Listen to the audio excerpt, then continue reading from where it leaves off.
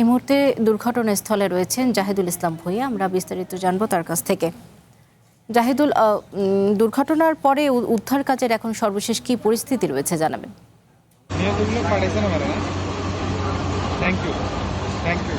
সোদা, আজ সকাল 8:30টার দিকে চাঁদপুর কুমিল্লা আঞ্চলিক যে মহাসড়ক, এই মহাসড়কের শাহরাস্তির বানিয়াচো এলাকায় বালুবাহী ট্রাকের সাথে যাত্রীবাহী আল আরাফা বাসের মুখোমুখি সংঘর্ষ হয়।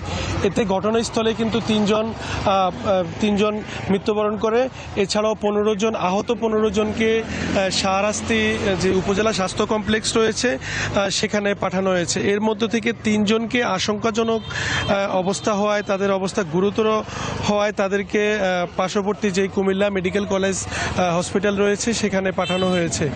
তবে দুর্ঘটনার পরপরই আসলে শাহরাস্তির ফায়ার সার্ভিস এবং পুলিশ ঘটনাস্থলে আসে। স্থানীয়দের সহযোগিতা নিয়ে তারা উদ্ধার কাজ চালায়। তবে কিছুক্ষণ আগে আমরা দেখতে পেয়েছি যে দুর্ঘটনা কবলিত যেই বালুর ট্রাকটি রয়েছে সেই বালুর ট্রাকের ড্রাইভারের পাওটি কিন্তু কেটে এখান থেকে বের করা হয়েছে।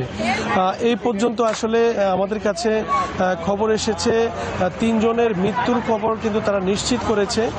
এছাড়াও কুমিল্লা মেডিকেল কলেজ এবং শাহরাস্তি উপজেলা স্বাস্থ্য কমপ্লেক্সে চিকিৎসাধীন অবস্থায় যারা রয়েছে এর মধ্যে অনেকেরই অবস্থা খুবই আশঙ্কাজনক।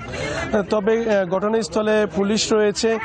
এই দুর্ঘটনার পরপর কিন্তু কুমিল্লা চাঁদপুর যে আঞ্চলিক মহাসড়ক, সেই মহাসড়কটি প্রায় 2 ঘন্টার মতো যান চলাচল বন্ধ ছিল।